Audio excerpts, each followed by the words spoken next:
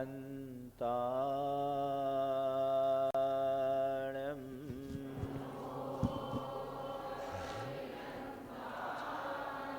इळमो सिद्धाणम्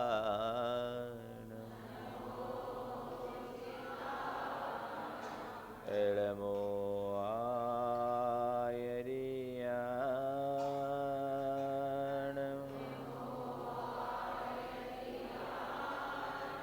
इळमो उवध्यायानम् इळमो लोये सवशाहुनम्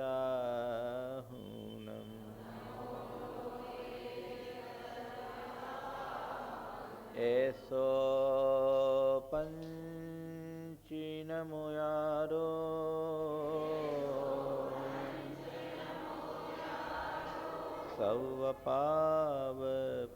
सवपावपनाशनो मंगलालं च सवेसिं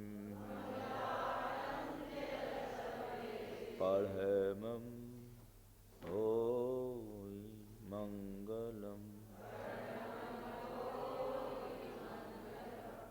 जय बोलो देवादिदेव 1008 श्री भगवान महावीर स्वामी की, अहिंसा परमो धर्म की, परम पूज्य आचार्य गुरुवर श्री विद्यासागर जी महाराज की। धरती में बीज बोते हैं, मृदु माटी का संसर्ग पाकर वह अंकुरित होता है, पल्लवित पुष्पित होता है, उसमें फूल और फल लगते हैं, तब कहीं जाकर वह बीज सार्थक होता है। बीज की सार्थकता फूल और फल के रूप में विकसित होकर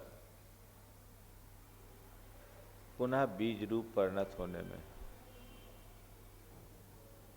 वही बीज यदि किसी चट्टान पर गिर जाए तो हवा पानी में सड़ गल करके नष्ट भी हो जाता है। मिट्टी में समाकर भी बीज मिटता है और पत्थर में सड़ करके भी बीज मिटता है। मिट्टी में समाने वाला बीज अपने क्षुद्र अस्तित्व को विराट स्वरूप प्रदान कर देता है, तो पत्थर में सड़ने वाला बीज अपने अस्तित्व को ही नष्ट कर डालता है। हमारा जीवन भी एक बीज की भांति है। इस बीज को यदि हम धर्म की भूमि में आरोपित करते हैं तो ये बीज सार्थक होता है, अन्यथा विषयों की चट्टान में सड़ गल करके नष्ट हो जाता है। हमें ये मनुष्य जीवन मिला, बीज की तरह मिला है, इसे वृक्ष की तरह विकसित करना हमारी एक चुनौती है। कैसे विकसित करें? अगर हम अपने मनुष्य जीवन को पाकर सही रास्ते को अंगीकार करते हैं तो निश्चित वह हमारे जीवन को निखारता है, और गलत रास्ते को अंगीकार करते हैं तो हमारे जीवन को बिगाड़ता है। संसार में दोनों तरह के प्राणी उत्पन्न होते हैं, कुछ वे लोग जिन्हें हम अपना आदर्श मानते हैं और कुछ वे लोग जो पूरे मानवता के कलंक माने जाते हैं। हमें ये मनुष्य जीवन मिला है, कैसे बिताना। कोई व्यक्ति कहीं जाए और कुछ सीमित समय के लिए जाए और वहाँ से उसे वापस आना हो और अपने साथ कुछ लेकर आए तो उसे भी और उससे मिलने वालों को भी आनंद आता है। एक अच्छी अनुभूति होती है कि इस व्यक्ति ने अपने इस प्रवास के दौरान ये कमाया, ये अर्जित किया। लेकिन लंबा समय बिताने के बाद भी लेके आना तो दूर, जो गांठ में लेकर के गया था वो भी गंवा दिया, तो उसको क्या कहोगे? इसने अपना सारा समय बेकार कर दिया, व्यर्थ कर दिया। हमें मनुष्य जीवन मिला है, ये भी कुछ दिनों का प्रवास है। ये कुछ दिनों की जिंदगी मिली है और इसमें हम कुछ पूंजी लेकर आए। अब यहाँ से लेकर जाते वक्त हमें ये देखना है कि हमारी झोली में क्या बचता है। कुछ हम लेकर जाने की तैयारी में हैं या सब कुछ गंवा कर जाने की स्थिति है। हर मनुष्य को थम करके विचार करने की जरूरत है कि मैं अपने जीवन में जो कुछ अर्जित कर रहा हूं उसका मेरे जीवन से कितना संबंध है। जिसे मैं आज तक अर्जित किया, क्या वो मेरे जीवन की उपलब्धि के रूप में गिने जाने योग्य है भी कि नहीं। यदि ऐसा कुछ है, हम अपने लिए कुछ अर्जित कर रहे हैं, तब तो हमारा जीवन सार्थक है, अन्यथा सब व्यर्थ। सारी पूंजी जब गांठ की चले जाएगी तो हमारे हाथ में क्या रहेगा। हमारे आचार्यों ने प्रत्येक गृहस्थ के लिए एक मार्ग दिया और ये कहा कि तुम मनुष्य जीवन को प्राप्त किया, अति दुर्लभ जीवन तुमने प्राप्त किया। इस दुर्लभ मनुष्य जीवन को अंगीकार करके इसे व्यर्थ मत करो, इसे सार्थक करो। और सार्थक करने के लिए गृहस्थों को 3 पुरुषार्थ अपनाने का उपदेश दिया गया, धर्म, अर्थ और काम। ऐसे पुरुषार्थ तो 4 हैं, धर्म, अर्थ, काम और मोक्ष है। पर मोक्ष पुरुषार्थ निर्वृत्ति का मार्ग है जो साधु के जीवन में ही संभव है। गृहस्थ के लिए मोक्ष को लक्ष्य रखते हुए धर्म, अर्थ और काम, इन 3 पुरुषार्थों के मध्य समन्वय बना करके जीने की प्रेरणा दी। और ये कहा गया कि अपने जीवन को इस तरीके से ढालो जिससे तुम इस मनुष्य जीवन को सार्थक कर सको। तुम्हारे जीवन में जितना भी समय तुम्हें मिला है उसे केवल मौज मस्ती में मत बिताओ, भोग विलास में नष्ट न करो और विषय कसाय में ही उसे लुंठित मत होने दो। अपने इस मनुष्य जीवन को प्राप्त कर जीवन को सार्थक बनाने का कुछ सुयत्न करो। और इसके लिए 3 पुरुषार्थ बताएं, धर्म, अर्थ और काम। जैसे कोई मकान हो और उस मकान के ऊपरी भाग में लोग रहते हैं, लेकिन नींव मजबूत हो तभी मकान टिकाऊ होता है। मकान जितना ऊंचा बनता है उसकी नींव उतनी ही गहरी होनी चाहिए। संत कहते धर्म तुम्हारे जीवन की नींव है, ऊपर का जो हिस्सा वो अर्थ और काममय है, लेकिन नींव मजबूत नहीं हो तो सब बिखर जाएगा। तुम्हारे अंतरंग में यदि धर्म निष्ठा है तो तुम सब कुछ पा सकते हो, और धर्म निष्ठा के अभाव में तुम्हारी जिंदगी नींव रहित महल की तरह कभी भी ढह सकती है। अपने आप को संभाल करके चलना है तो इस नींव को मजबूत करो। और ये कहा कि धर्मा विरुद्धो अर्थ कामो संचरे।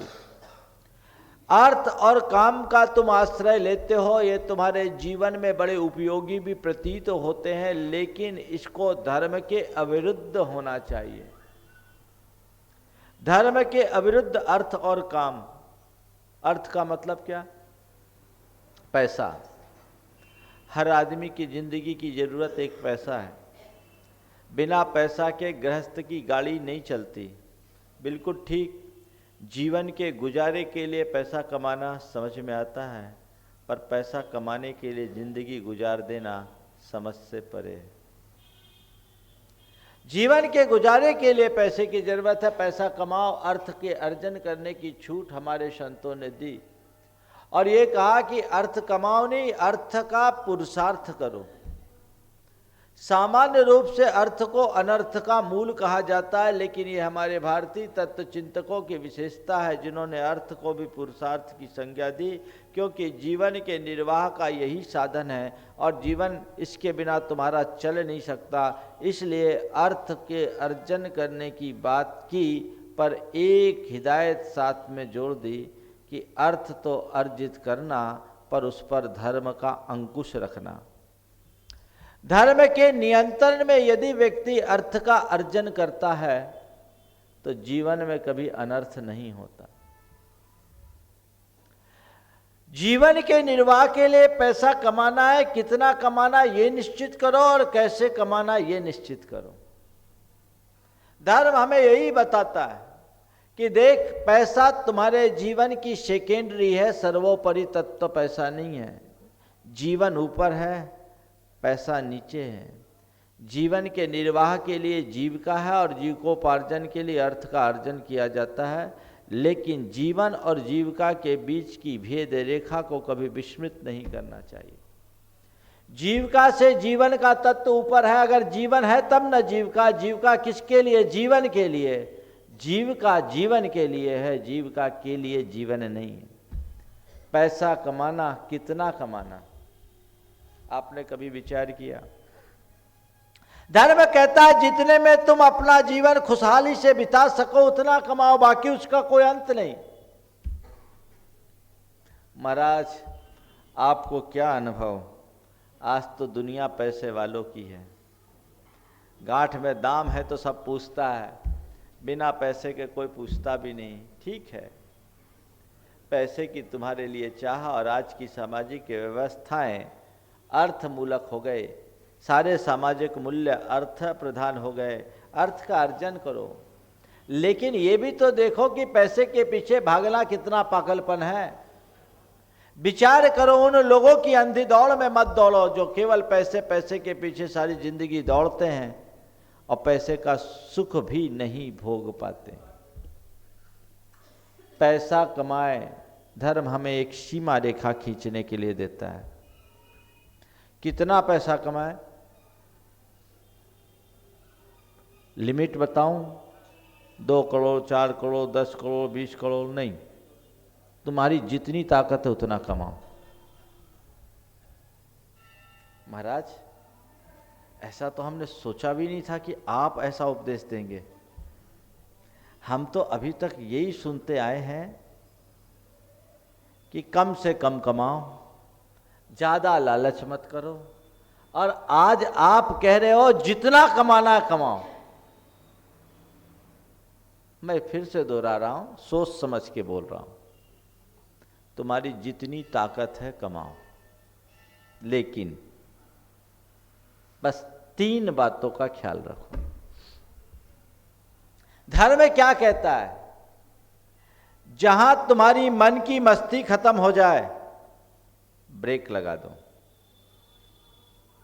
शरीर का स्वास्थ्य प्रभावित होने लगे, रुक जाओ। परिवार का प्रेम नष्ट होने लगे, थम जाओ। इतना अपनाओ। मन की मस्ती, शरीर का स्वास्थ्य और परिवार का प्रेम चाहते हो कि नहीं? टेंशन लेकर बिजनेस, महाराज बिजनेस का ही टेंशन होता है। रात दिन लगे, पता लगा एक दिन ब्रेन हेमरेज हो गया, हार्ट अटैक हो गया, गए काम से, पैरालाइज्ड होकर पड़े रह गए। किसके लिए? अतिरिक्त तनाव और बोझ यदि तुम्हारे मन पर पड़ता है व्यापार का, तो तुम समझ लो अपने आप पर अति भारारोपण कर रहे हो, अपने जीवन से अन्याय कर रहे हो, धर्म के विरुद्ध काम कर रहे हो। पैसा कमाने की लिमिट इतनी ही होनी चाहिए जितने को तुम आसानी से संभाल सको और अपने आप को संभाल सको, जिसके होने के बाद उससे ज्यादा पैसे की चाहत नादानी है, बेवकूफी है। आजकल लोग पैसा कमाने की होड़ में ऐसे उलझते हैं कि पता ही नहीं चलता। टेंशन ही टेंशन में है, और पैसा कमाने का टेंशन घर में उतरता है। कुछ थोड़ा बहुत ऊपर नीचे व्यापार में चलता रहता है, फ्लैक्चुएशन तो चलता ही है, और थोड़ा उतार चढ़ाव आया, सारी झुंझलाहट यहां प्रकट हो गई। क्यों? वही एक समझदार आदमी के लिए चाहिए कि जब मेरे मन पर द्वंद्व हावी होने लगे, मैं वहीं रुकूंगा, उससे आगे नहीं बढ़ूंगा। रात की नींद उड़ने लगे, ऐसा धंधा कभी मत करना। दिमाग पर बोझ होने लगे, ऐसा धंधा मत करना।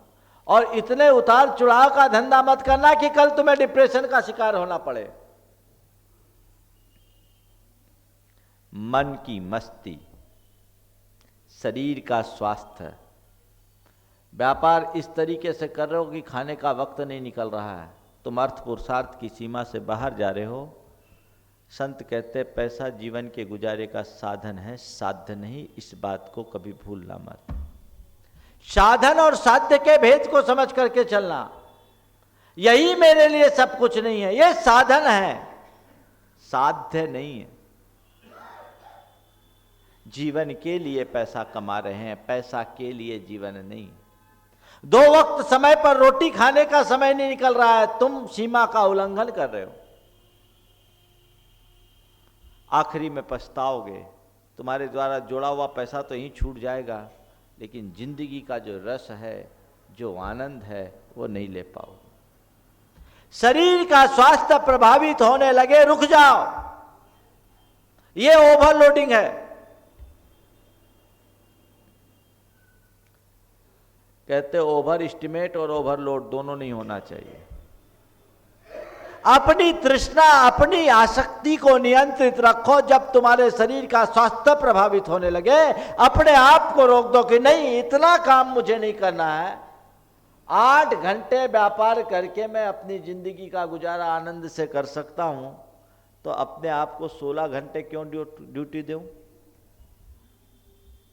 है कायदे से 24 घंटे है ना। 8 घंटे आराम करो, 8 घंटे काम करो और 8 घंटे भगवान का नाम जपो। महाराज ऐसा हो जाए तो सन्यासी बन जाएंगे। कुछ तो करो, कम से कम इतना करो कि हम 8 घंटे आराम करें, 8 घंटे काम करें। एक मजदूर भी 8 घंटे से ज्यादा काम नहीं करता, और तुम लोग सुबह से लेकर शाम तक, सोने तक एक ही काम। महाराज सोने की बात जाने दीजिए, सो जाते हैं तो सपने में भी वही काम। कितना काम, व्यापार कितना करें कि एक सीमा में आज आपसे इतनी ही बताता हूं। परिग्रह परिमाण के तो बहुत आदर्श हैं। मन की मस्ती, शरीर का स्वास्थ्य और परिवार का प्रेम। आप अपने मन से पूछो, आज आपके पास जितना पैसा है 20 साल पहले उतना पैसा नहीं होगा। ठीक, 20 साल पहले जितना पैसा था उससे आज आपने बहुत पैसा कमा लिया। मैं आपसे पूछता हूं, 20 साल पहले आप जितने घर वालों के साथ प्रेम से रहते थे, आज उतने प्रेम से रह रहे हो? रह पा रहे हो? नहीं रह पा रहे हो। गाड़ी रॉन्ग दिशा में, रॉन्ग डायरेक्शन में जा रही है, रिवर्स में लाइए, समझ जाइए। ये खतरे की घंटी है। ये भी एक नशा है, नशा। एक लिमिट तक पैसा जरूरत होती है और उस लिमिट के बाद वो नशा बन जाती है। धर्म से नियंत्रित अर्थ के अर्जन का मतलब क्या? पैसे को जीवन का साधन मानना और उसे अपने जीवन पर हावी नहीं होने देना। पैसा कितना कमाना, क्लियर? कैसे कमाना, कितना जब निश्चित हो जाएगा तो कैसे के लिए ज्यादा समझाने की जरूरत नहीं हो। कैसे कमाना, नीति न्याय से कमाना, अनैतिकता पूर्वक नहीं कमाना। पैसे के पीछे अपना ईमान नहीं बेचना। कुछ लोग हैं जो जैसे तैसे कैसे भी बस पैसे वाले हैं, पैसा आना चाहिए, उसमें कोई ईमान नहीं, कोई धर्म नहीं, कोई नीति नहीं, कोई अनीति नहीं। इस रीति से कभी पैसा नहीं कमाना। जिस पैसे के अर्जन में हिंसा होती हो, जिस पैसे के अर्जन में किसी का शोषण होता हो, और जिस पैसे की कमाई में किसी की आत्मा को रोना पड़ता हो, ऐसा व्यापार मत करो। हिंसा, शोषण और संताप के माध्यम से कमाया गया पैसा सही पैसा नहीं है। अनैतिकता से अपने आप को बचाओ, हिंसा से अपने आप को बचाओ। अगर तुम्हारे जीवन में धर्म होगा और धर्मनिष्ठा होगी तो तुम्हारे पास कोई कितना भी बड़ा प्रलोभन लेकर आए, तुम उस प्रलोभन भरे प्रस्ताव को कभी स्वीकार नहीं करोगे। करोगे क्या? यही झमेला है। आप नहीं, करोड़ों का फायदा भैया मैं ईमान बेच करके नहीं स्वीकार सकता, इसमें पाप है, ऐसा कार्य मैं नहीं कर सकता। एक युवक को किसी ने एक प्रस्ताव दिया, बहुत लंबा चौड़ा प्रस्ताव था। बाद में उसे मालूम पड़ा कि ये जो प्रस्ताव है चोरी का प्रस्ताव है, बैक हो गया। बैक हो गया, मुझे बताया, हमने कहा बहुत सही बैक हो गए, आज बच गए तुम। चोरी के प्रस्ताव को तुम लालच में ऐसा कार्य करते तो फंस जाते, पैसा भी जाता, जिंदगी भी बर्बाद हो जाती। और आज दुनिया में इस तरह के बहुत सारे लुटेरे घूम रहे हैं जो इस तरह के तेजस्वी क्षमतावान युवकों को पकड़ते हैं और उनके कंधे पर अपनी बंदूक चलाकर उनको यूज करते हैं, उनका उपयोग करते हैं। फंस सकते हो। नीति न्याय अनीति से हम कभी धन का अर्जन नहीं करेंगे। कुछ लोग होते हैं जो बहुत शॉर्ट टर्म में पैसा कमाना चाहते हैं। शॉर्ट टर्म में मतलब ये रातों रात करोड़पति बनना चाहते हैं। ये कभी उचित नहीं है। शॉर्टकट यदि तुमने अपनाया है तो ये मान करके चलना, इसमें जरूर कुछ ना कुछ गलत है और ये तुम्हें कभी भी परेशानी में डाल सकता है। उसमें हेरा फेरी होगी और कुछ नहीं होगा। बारिश का पेड़ होता है, 4 महीने में 8 फुट का हो जाता है, लेकिन अगले 4 महीने बाद सूख भी जाता है। जितनी तेजी से बढ़ता है उतनी तेजी से सूखता है।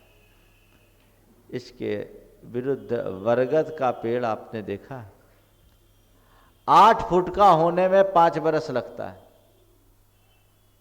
बरगद का पेड़ 5 बरस में 8 फुट का होता है, लेकिन एक बार बढ़ता है तो बढ़ता ही जाता है, इसलिए नाम ही है उसका बढ़। जो बढ़े सो बढ़। संत कहते हैं जीवन में हमेशा बरगद का पेड़ बनने की कोशिश करो, बारिश का पेड़ बनने का प्रयास कभी मत करो। धर्म हमको यही सिखाता, यही थामता, यहां रुक जाओ। हमारे यहां एक शब्द आया है सम्यक आजीविका। सम्यक आजीविका का मतलब क्या? जीविका तो है, सम्यक आजीविका।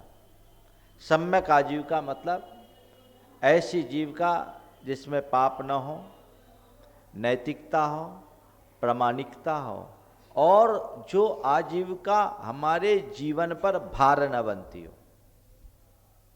पाप न हो, नैतिकता हो, प्रामाणिकता हो और हमारे जीवन पर भार न हो।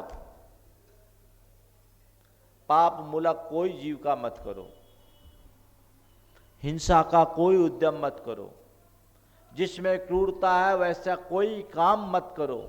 ये पैसा आएगा, पैसा तो यहीं छूट जाएगा, उसमें जो प्राणियों की आहें तुम्हारे साथ जुड़ेगी वो तुम्हें कहीं का नहीं रहने देगी।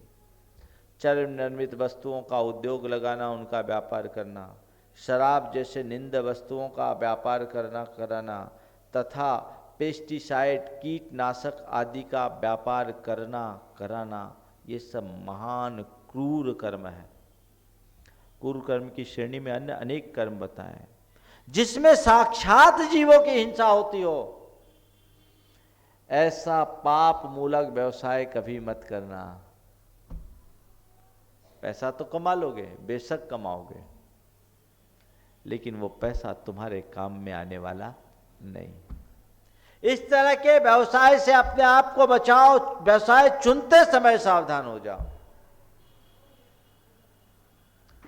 नैतिकता, धोखाधड़ी, विश्वासघात, षड्यंत्र, छल प्रपंच करके कभी पैसा मत कमाना। गलत रास्ते से पैसा कमाओगे तो कभी सुखी नहीं हो पाओगे।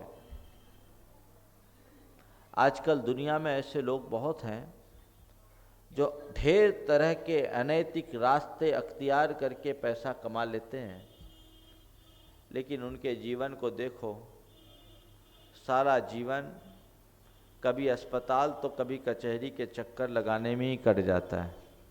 होता है, कोर्ट कचहरी के चक्कर में उनका पैसा या तो डॉक्टर के पास जाता है या वकील के पास जाता है। 10 बीमारियां साथ में लगी रहती है, डायबिटीज है, ब्लड प्रेशर है, हार्ट पेशेंट है, कुछ भी नहीं खा पा रहे, सब खाना बंद, नौकर चाकर गुलछर्रे उड़ा रहे हैं, कुत्ते कार में घूम रहे हैं, सेठ जी बिस्तर पर करवटें बदल कर संतोष कर रहे हैं। क्या खा रहे हैं? मूंग की दाल के पानी और लूखे फल के। क्या हुआ? आखिर आपने कभी विचार किया कि व्यक्ति संपन्न होने के बाद भी अपनी संपत्ति का भोग क्यों नहीं कर पाता? आज जितने पैसे वाले लोग हैं ना, उनके घर का माल नौकर चाकर ही खाते हैं। एक ने कहा, महाराज हमारे यहाँ इतनी मिठाइयाँ गिफ्ट में आती है, कोई छूता तक नहीं है, सब नौकर चाकर खाते। हम बोले उनका पुण्य तुमसे ज्यादा है।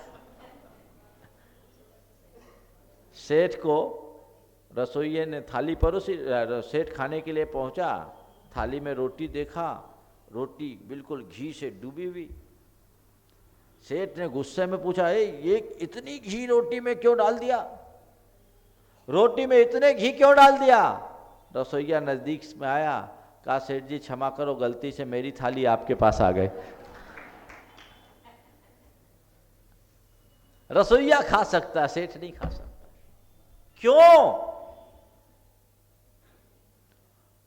जो दूसरे का शोषण करता है वो अपना पोषण नहीं कर सकता। शोषण है वहां, पोषण नहीं। ध्यान रखना। क्यों? शोषण करना मतलब दूसरों के चित्त को आहत करना, दूसरों के भोग उपभोग में बाधा डालना, तीव्र अंतराय कर्म का बंध कराता है। तो आप अंतराय डाल करके धन अर्जित कर लोगे, लेकिन भोग नहीं पाओगे। आ रहा हूं, भोग नहीं पाओगे। तो जिसमें पाप हो, अनैतिकता हो, ऐसा कार्य मत करो। अप्रामाणिकता का कार्य मत करो। आप लोग व्यापार करते हैं, व्यापार के 4 रूप हैं। खेती, जीविका के 4 आधार देखने को मिलते हैं। खेती, नौकरी, व्यापार, उद्योग, 4 ही है। खेती बाड़ी करें, यहाँ तो खेती वाले नहीं हैं। मध्य प्रदेश तरफ लोग बहुत खेती करते हैं। खेती को उत्तम कर्म कहा गया। उत्तम खेती, मध्यम बान, अधम चाकरी, दुख निदान। खेती को उत्तम कर्म कहा। आर्य कर्म में खेती है, लेकिन कृषि का कर्म तब करो जब उसमें कीटनाशकों का प्रयोग न करो। मैं हमेशा कहता हूँ, मेरे संपर्क में ऐसे बहुत सारे लोग हैं जिनकी लंबी चौड़ी खेती है, 200-200, 400-400 एकड़ की खेती है। बोते हैं और काटते हैं, कीटनाशक का एक दाना भी नहीं डालते हैं और रिकॉर्ड फसल उतारते हैं।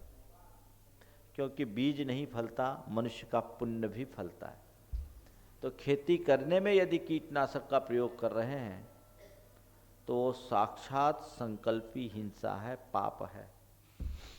आजकल हार्टिकल्चर, फ्लोरिकल्चर के नाम से शहरों में भी लोग बहुत तेज़ी से ये काम करने लगे हैं, लेकिन उनमें सब ऐसे रसायनों का प्रयोग और कीटनाशकों का प्रयोग कर रहे जो हिंसा है। कमाई दिखती है। एक लड़का अमेरिका से MS करके आया और भारत में फ्लोरिकल्चर खोल रहा था। मेरे से बात किया, हम बोले ऐसा पाप का काम मत करना, तो इतना पढ़ लिख करके आया। बोला महाराज कमाई है, प्रोजेक्ट रिपोर्ट मेरे साथ ने रखा और करोड़ों की कमाई। हम बोले ये करोड़ों की कमाई तो तू यहीं छोड़ देगा, जो उसके साथ पाप आएगा कहाँ जाएगा? जो रोज कीटनाशक तुमको डालना पड़ेगा, कीटों को मारने के लिए ही डालना पड़ेगा, उसका भागीदार कौन होगा? हम एक चींटी नहीं मारते और तुम लाखों करोड़ों कीड़ों को मारने का व्यवसाय चुनने की बात सोच रहे हो, कभी मत करना। आप लोगों को मैं इसलिए बोल रहा हूँ कि कभी भविष्य में आपकी कोई संतान इस तरह के कारोबार करने के लिए कहे, बिल्कुल मना कर देना। खेती में अहिंसा का ख्याल रखो। नंबर 2, नौकरी, ऐसी जगह नौकरी ना करो जो हिंसा का काम करते हो। जिस होटल में मांसाहार परोसा जाता है उस होटल में नौकरी मत करो, शराब की दुकान में नौकरी मत करो, जो क्रूर और हिंसा के कर्म करते हैं उनके यहाँ नौकरी मत करो, क्योंकि उनकी कमाई तुम्हारे पास आएगी, तुम पाप के भागीदार हो, प्रत्यक्ष अप्रत्यक्ष रूप में तुम इन्वॉल्व हो। नौकरी में इस बात का ध्यान रखो। व्यापार हमेशा शुद्ध और सात्विक तरीके से करो और व्यापार में अपने कमिटमेंट के धनी रहो। अनैतिक तरीके से व्यापार मत करो, मिलावट मत करो, नाप तौल में कमती बढ़ती मत करो, कभी किसी के साथ विश्वासघात मत करो, किसी को कोई कमिटमेंट दे दिया तो उसको कभी पलटो मत, चाहे कितना भी नुकसान हो। एक कुशल व्यापारी की एक पहचान होती है। हिंसा का कोई व्यापार नहीं, किसी हालत में व्यापार नहीं करेंगे, तब तुम्हारी ये जीविका सम्यक आजीविका की श्रेणी में आ सकती है, अन्यथा नहीं। व्यापार करना है तो करना है, लेकिन कैसा व्यापार? महाराज शेयर का व्यापार, शेयर का व्यापार क्या बताऊं? शेयर का मतलब क्या मालूम? शेयर बाजार, कलकत्ता में तो बहुत लोग करते हैं शेयर बाजार। शेयर बाजार का धंधा ठीक नहीं। जिस धंधे में माल खरीदने के बाद दाम घटे और बेच देने के बाद बढ़ जाए उसका नाम शेयर बाजार। रिपीट करता हूं, जिस धंधे में माल खरीदने के बाद दाम घट जाए और बेच देने के बाद बढ़ जाए उसका नाम शेयर बाजार। जिंदगी भर रुलाएगा, खरीदने पर भी रुलाएगा, बेचने पर भी रुलाएगा, रोता ही रहता है। शेयर बाजार में आज तक कोई कमाया हो मैंने नहीं देखा, ब्रोकर को छोड़कर। उनको तो बेचो तो और खरीदो तो, उनकी तो अपनी ब्रोकरी फिक्स है, लेकिन आम आदमी नहीं कमा पाता।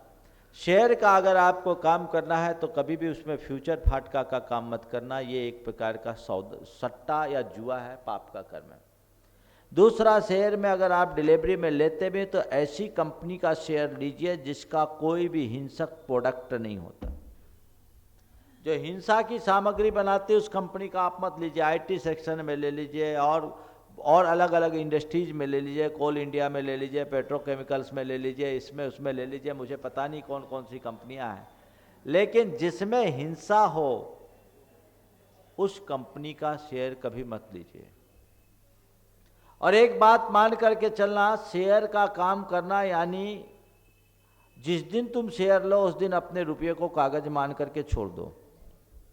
अब मेरा रुपया नहीं है, वो तो हमने कूड़े में डाल दिया, जब मेरे भाग्य में होगा तो आ जाएगा, दाम अच्छा मिले तो बेच देना, बस इतना संतोष हो तो शेयर का बाजार में हाथ पांव रखना, नहीं तो अपने आप को बाहर रख लेना। और ये काम उन्हीं को करना चाहिए जिनके पास खूब सरप्लस हुआ था, चला जाए तो कोई फर्क नहीं। कागज का काम हमेशा कच्चा होता है, मेहनत करके काम करो और हिंसा के इन्वेस्टमेंट से अपने आप को बचा करके चलना चाहिए। व्यापार बहुत सोच समझ करके करना, किस तरीके का हम व्यापार करें, किस तरीके का नहीं करें, ये सोचना चाहिए। उद्योग, ऐसा उद्योग मत करो जिसमें अधिक हिंसा हो, कम से कम हिंसा हो, ऐसा उद्योग करो। उद्योग में हिंसा चलेगी, हिंसा का उद्योग नहीं चलेगा। क्या बोला? उद्योग में हिंसा चलेगी पर हिंसा का उद्योग, साक्षात हिंसा जिसमें दिखे ऐसा काम कभी नहीं करना। व्यापार के चुनते समय 3 बातों का ध्यान रखना चाहिए। अधिकतम आय, अधिकतम कमाई, न्यूनतम हिंसा और अल्पतम व्यस्तता। ज्यादा से ज्यादा कमा लो, अधिकतम आमदनी, न्यूनतम हिंसा, कम से कम हिंसा हो और कम से कम इन्वॉल्वमेंट हो। ऐसा चुनो, ऐसा सिस्टम बनाओ, मजे से राज करो। धर्म हमको यही सिखाता है। तो धर्म सम्यक आजीविका, आजीविका के इन चारों रूपों को जो ध्यान में रख करके चलता है उसकी आजीविका सम्यक आजीविका होती है। और ऐसी आजीविका केवल वही कर सकता है जो धर्म और धर्म के मर्म को समझता है। अगर आपके जीवन में धर्म है तो आप फिर पैसा कमाओगे नहीं, पैसा पर राज्य करोगे, पैसा पर राज करोगे, पैसे से ऊपर अपने आप को रख करके चलो तो जीवन का आनंद है। नहीं तो बस हम तो देखते हैं लोगों की हालत, अपनी जिंदगी की सारी एनर्जी पैसा कमाने में खपा देते हैं और आखिरी में शरीर सत्वहीन हो जाता है, सीधे बिस्तर पकड़ लेते हैं, कोई कोमा में पड़े रहते हैं, कोई पैरालाइज्ड होकर पड़े रहते हैं या कोई ऐसी अधमरे होकर के पड़े रहते हैं। क्यों? बस धर्म से नियंत्रित अर्थ और धर्म से नियंत्रित काम, काम पर लगाम, सुदार संतोष व्रत का पालन, अपनी पत्नी या पति के अतिरिक्त संसार की स्त्री मात्र के प्रति माँ बहन और पुत्री जैसा भाव, पुरुष मात्र के प्रति पिता भाई और पुत्र जैसा प्रेम, इसी का नाम है धर्म नियंत्रित काम पुरुषार्थ। ये मनुष्य के जीवन में आ जाए तो सब कुछ हो सकता है। संत कहते अर्थ तुम्हारे जीवन के निर्वाह के लिए जरूरी है और काम तुम्हारे मन की दुर्बलता और संतति के विकास के लिए आवश्यक है। वंश की अभिवृद्धि बिना काम के आश्रय से नहीं हो सकती और मनुष्य अपनी दुर्बलता अवश्य भी काम का आश्रय लेता है। लेकिन संत कहते काम काम में नहीं संयम में है। काम पर संयम होना चाहिए, काम पर अंकुश होना चाहिए और धीरे धीरे परमार्थ की तरफ दृष्टि हो तो निश्चित वह जीवन की एक उपलब्धि हो सकती है। अपने जीवन में ऐसे धर्म को धार कर आगे बढ़ाने की कोशिश करें। समय आपका हो गया, बात तो अभी अधूरी है, फिर कभी पूरी होगी, लेकिन सार में अपने जीवन में धर्म को सर्वोच्च महत्ता देने की कोशिश करें, धार्मिक क्रियाओं को अपने जीवन में स्थान देने का प्रयास करें। कल से एक विशेष धार्मिक अनुष्ठान यहाँ होने जा रहा है जिसकी आपको बार बार सूचना दी जा रही है। अच्छे अवसरों को हमें बहुत उत्साह से स्वीकारना चाहिए और उसका लाभ लेना चाहिए। ऐसे मौके के लिए तो बोलने की बात बहुत दूर की है, सूचना मिलते ही मन बना लेना चाहिए और इसका पूरा लाभ उठाइए। 4 दिन के प्रवचन का लाभ भी आपको अब वहीं मिलेगा। कल सुबह यहाँ प्रवचन नहीं होगा। दोपहर के पूरे कार्यक्रम की जानकारी आप सबको अभी दी जाएगी। यहाँ की कमेटी पूरे उत्साह के साथ उसकी व्यवस्था बनाने में लगी हुई है, लेकिन ऐसा कुछ हम करें जिससे हमें धर्म का कुछ सार तत्व समझ में आ सके और उसे आत्मसात करके अपने जीवन का उद्धार कर सके। ये पुण्योपार्जन के एक प्रशस्त निमित्त हैं। इन निमित्तों का आश्रय लेकर मनुष्य अपने जीवन का कल्याण कर सकता है। ऐसा उत्साह, ऐसा उल्लास आपका दिखना चाहिए जिससे लगे कि पंच कल्याणक विधान नहीं, साक्षात पंच कल्याणक होने जा रहा है। ये भाव आप लोगों को लगाना चाहिए। पर केवल ताली पीटने से काम नहीं होगा, आप सबको मैदान में आना होगा उत्साह के साथ। जो बहुत सारे लोग इसमें भागीदारी अपनी सुनिश्चित कराए हैं, जो नहीं कराए हैं उनको भी करना चाहिए। मैं तो सुभाष जी भगवान की आनंद लो, भगवान की भक्ति का, जिससे एक अद्भुत आनंद। हाँ बिल्कुल ठीक है, वो तो पहले से तैयार है तो ये होना ही चाहिए। और लोगों को बोलो कि ये मौका कभी चूको मत। जीवन में जब भी अच्छे अवसर आए उनका हमें पूर्ण लाभ उठाने की कोशिश करनी चाहिए। बाकी बातें तो सब चलते ही रहती है। हम अपने जीवन के लिए कुछ सार्थक तत्व घटित कर सके, इस भाव के साथ एक कहानी सुना करके बात को विराम दे रहा हूँ, जो आपके दृष्टिकोण को बदलेगा और जितनी बातें भी मैंने आपसे कही वो आप उसे समझ सकेंगे। एक घर में एक मुनि महाराज का आहार हुआ। महाराज के आहार के उपरांत पहली बार चौका लगा था और वो चौका भी घर में आई नई बहू के बदौलत लगा था। आहार हुआ। आहार के उपरांत बहू ने महाराज से पूछा, महाराज इतने सवेरे क्यों निकल पड़े? महाराज ने कहा समय का पता नहीं चलता। फिर महाराज ने पूछा, अच्छा ये बताओ तुम्हारी उम्र कितनी है? तो उसने कहा, महाराज मेरी उम्र अभी 5 वर्ष की। बोला अच्छा, तुम्हारे पति की? बोले वो साल भर की। तुम्हारी सास? बोले 6 महीना की। और तुम्हारे ससुर? बोले अभी माँ के पेट में। वहीं सास ससुर पति सब खड़ा, और ये उटपटांग जवाब, दिमाग भन्ना गया। लेकिन महाराज के सामने क्या कहें, कुछ कहने का अवसर नहीं मिला। महाराज ने अगला प्रश्न पूछा, ये बताओ ताज़ा खाती हो कि बासी? बोले अभी तक तो बासी था, आज से ताज़ा का कुछ प्रबंध हुआ। महाराज चल दिए।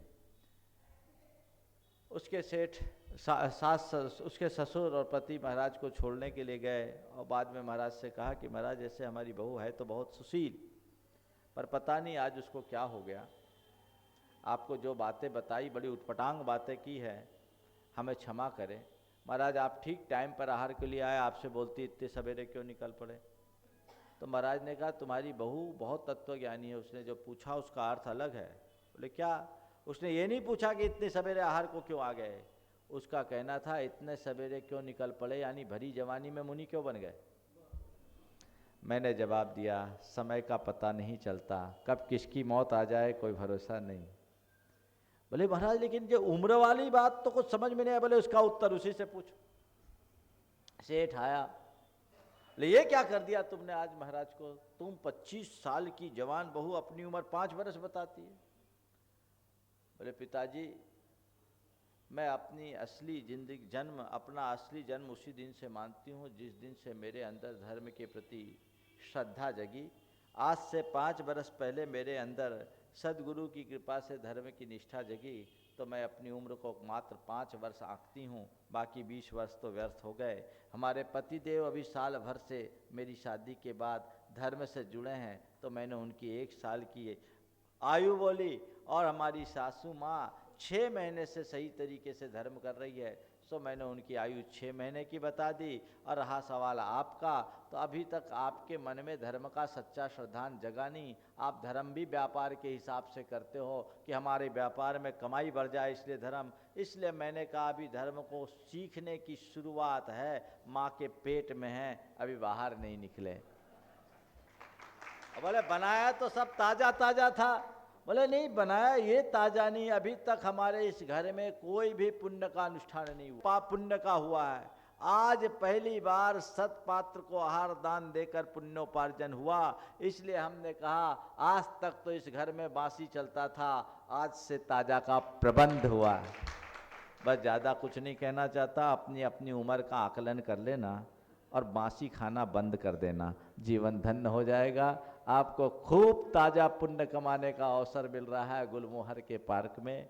उस गुलमोहर की गुल से अपने जीवन को सुगंधित करो, आनंद में लाओ। ये जीवन के अच्छे मौके हैं और ऐसे मौके का भरपूर फायदा उठाना चाहिए। ऐसे ही अब ये अंतिम ओवर की 4 गेंदें बची है, जितना रन बनाना है बना लो, समझ गए? हाँ, अंतिम ओवर की 4 गेंदें बाकी है। एक आध नो बॉल हो जाए तो बात अलग है और एक आध की गुंजाइश हो सकती है। हाँ हाँ, वो तो चेष्टा होती है, पर मैच जीतना है ये प्रयास आपको करना है। हर किसी को अपने जीवन में ऐसे ही आनंद का अवसर मिले, ऐसा स्वभाव जगाए। समय आप सबका हो गया, मैं यहीं पर विराम ले रहा हूँ। बोलिए परम पूज्य आचार्य गुरुवर श्री विद्यासागर जी महाराज जी।